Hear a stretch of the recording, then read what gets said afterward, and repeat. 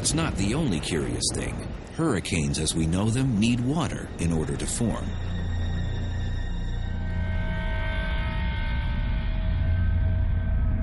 There's no water engine in the red spot. This never-ending weather system is feeding on something else. But what?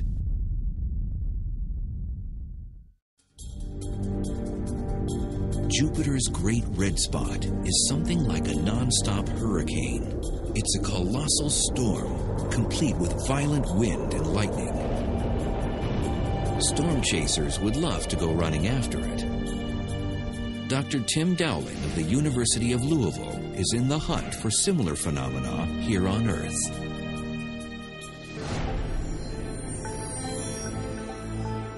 The red spot is, think of it as a huge extra lens or egg shape of mass. It's just an enormous thing. It sort of quiets down the fluid. It presses it down into the hotter interior so you don't get thunderstorms. But if you go on the edge of the red spot, especially northwest, you get some of the most horrific thunderstorms you're going to find on the Jupiter. The spot doesn't have an eye, and it isn't fueled by water. There's no ocean over which it forms. What then keeps it going and going? I've always likened it, in my own view, as like a mini volcano inside of Jupiter. Actually, an atmospheric volcano. Dr. Baines believes that warmer gases rise from heat deep within the planet. While trying to escape, they create a vortex. So, for some reason, I believe there's extra energy right there. But it's just a theory. Science is left without answers to that question and others. Current theories cannot quite explain why the spot is so well formed and why it stays in one place.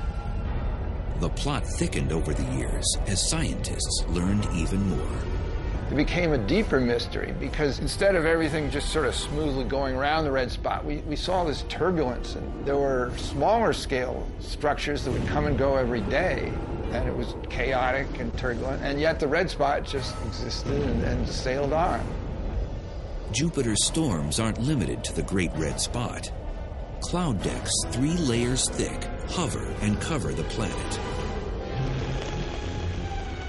If you were inside the atmosphere of Jupiter, you would hear very loud thunder. In fact, the thunder actually travels 4 times faster on Jupiter than it does on Earth.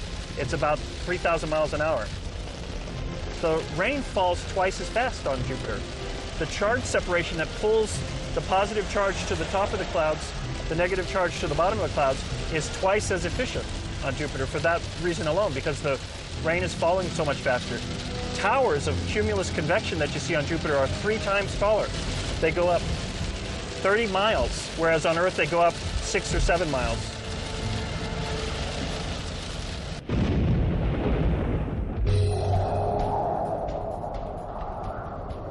It would be impossible to survive within the Great Red Spot with its 350-mile-an-hour winds.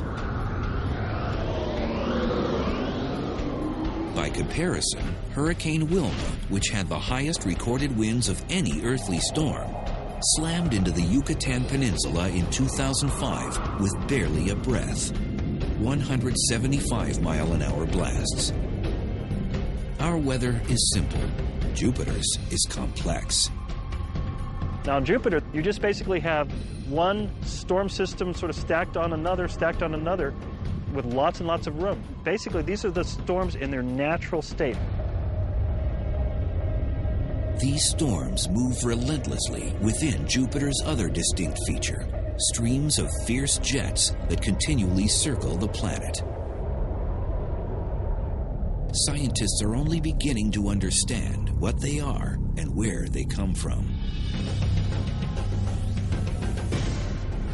There's a massive eastward flow of material, and that means material's flowing more than 1.5 football fields per second. That's really moving. You don't want to be in that. 29 other belts and zones of varying widths extend outward from there. They are what give Jupiter its characteristic appearance. They move in alternating directions, some eastward, some westward. They're much smaller scale, the high latitude jets, than the equatorial one. As far as in comparison to Earth, these are massive, super fast, high-speed winds, and yet they're just going back and forth. The planet's rotation rate has something to do with it. Jupiter generates a lot of energy because it really moves. So the very nature of the spinning causes Jupiter to not just have one jet stream, but many jet streams going in opposite directions along the planet. And so you can see these zones. So what you have is an exaggerated version of Earth's basic weather pattern. The spectacular swirls are created in surface clouds where the zones meet. It's believed that the energy ultimately powering this belt phenomenon comes from intense heat deep within. It's not unlike something we see every day.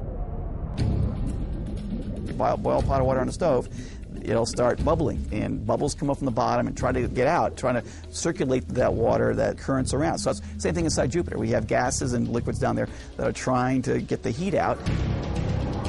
There are basic questions, basic pieces of physics to go after, to explain. Massive jets. Shouldn't we be able to explain that? Earth has just one primary jet stream. It moves eastward, and another major flow that blows westward, the trade winds. Triple that power, and you've got the jet streams of Jupiter. Totally different from Earth. And yet, I should be careful. Not totally different from Earth, just Earth on steroids. And you ask yourself, wow, if I understood what's going on Jupiter, Earth would be just a piece of cake.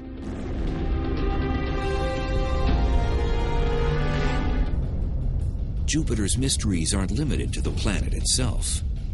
Some of its most intriguing elements are circling around it.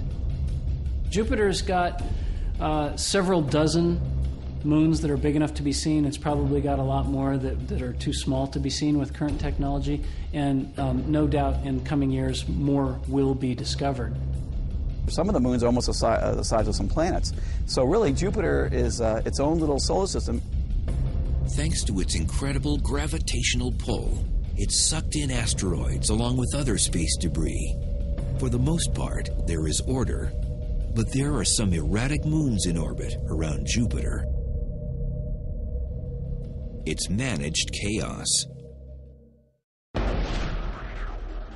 can imagine a bunch of runners in a track and their lanes that each runner stays in. They won't collide. That's kind of how celestial mechanics.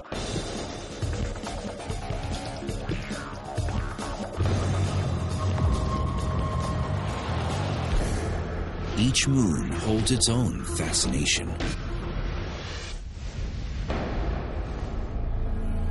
4 of Jupiter's prominent moons were discovered by Galileo.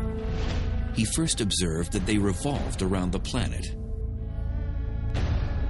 They are named for Jupiter, the god's lovers.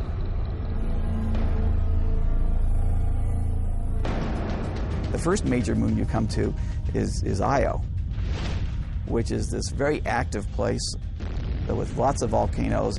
It's almost all the time going off. Shooting out magma 200 miles into space.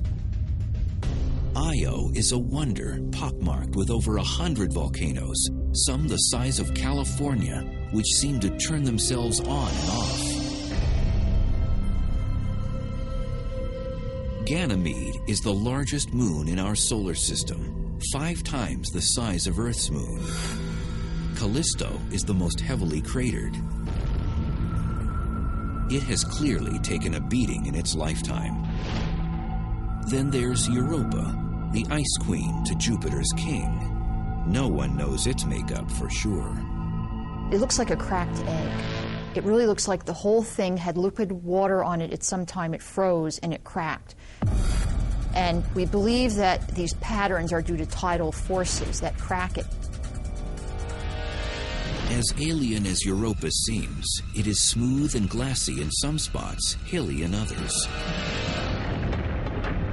In fact, it is remarkably similar to one of Earth's frozen wonderlands. There is a lake in Antarctica called Lake Vostok that scientists think is an analogy to what we see in Europa. Antarctica has a huge, thick ice crust, and underneath there is this liquid lake, and we think that this may be very similar to the water ice underneath the surface that we see on Europa. You go down through that crust, go through the ice enough, you'll get liquid water. And we are very convinced that there's liquid water down there. It's the only place that we know of besides the Earth which has liquid water in large bodies that have been there, we believe, for more than 1 million to 2 million years. And where there's water, could there be life?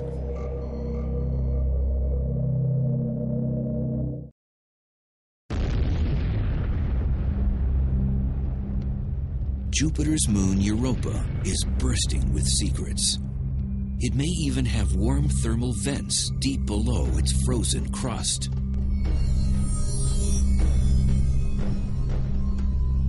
In fact, an immense ocean, bigger than the Pacific Ocean, worth of liquid water down there that's just sitting there for things to happen to.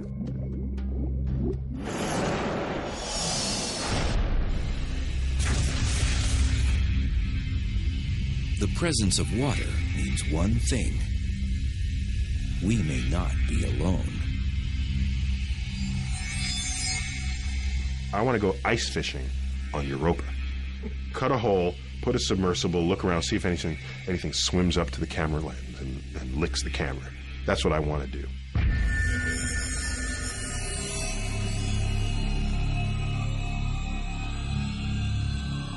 One scientist is planning just such a fishing trip.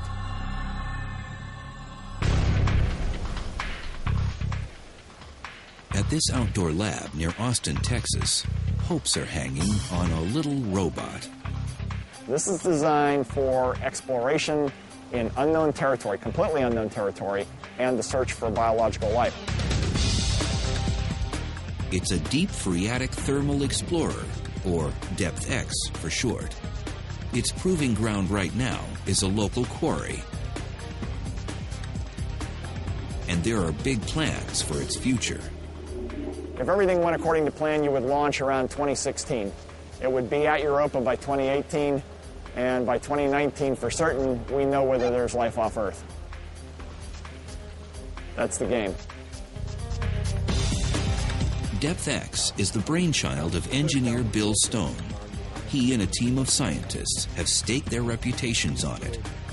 They've spent 6 years developing the concept and building the prototype. It's part of an ambitious project that would see it carried into space, sent through 6 miles of ice, and into Europa's ocean.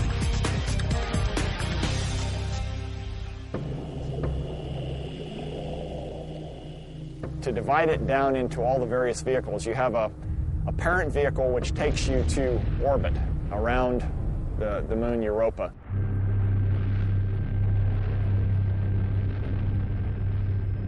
There will be a lander. It'll land on the ice. Then there's a second stage of the lander which melts its way through 3 to 5 kilometers of ice cap, and then at that point you kick out the third stage.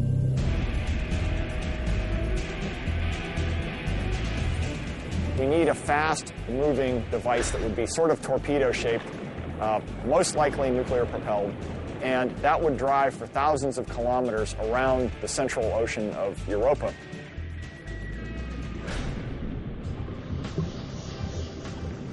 Is that really feasible? NASA thinks so. The space agency is on board with money and its blessing, an investment in the search for life.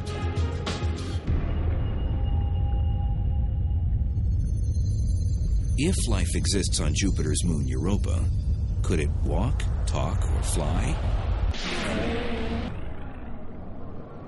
It would be little viruses or, maybe at best bacteria. We would expect only to see primitive life forms, but they might be similar to things that we see on the Earth. We just don't know.